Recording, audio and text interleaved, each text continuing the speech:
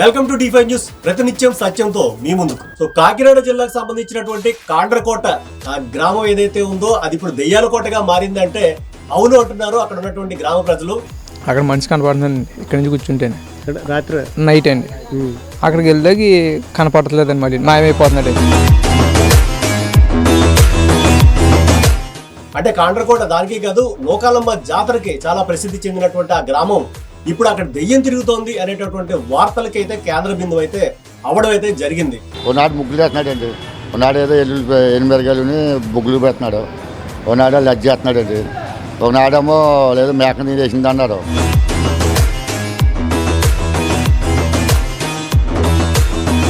So ఈ దెయ్యం మంగళవారం సినిమాలో లాగా కేవలం మంగళవారమే కాదు బుధవారం, గురువారం, శనివారం తేడా లేకుండా ప్రతిరోజు గత సంక్రాంతి నుంచి ఇప్పటివరకు అంటే దాదాపుగా 20 రోజుల నుంచి గ్రామంలో ఉన్న ప్రతి ఒక్కరికి కనిపిస్తోంది అని అయితే అక్కడ చెప్తున్నారు.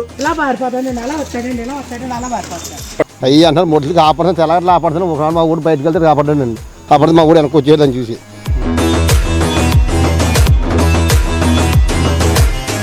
సో నిజంగా తిరుగుతున్న దెయ్యమా లేకపోతే దెయ్యం రూపంలో ఉన్నటువంటి మనిషి?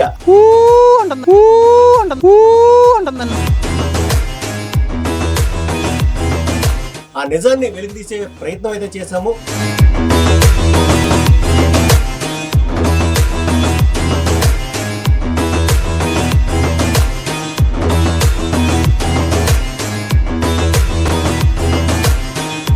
నేను పొడితే ఒకసారి ఇంత కుండ లాంటిది తగిలింది, అందులో ₹8 కోసం 4 ఎన్నో ఉన్నాయి.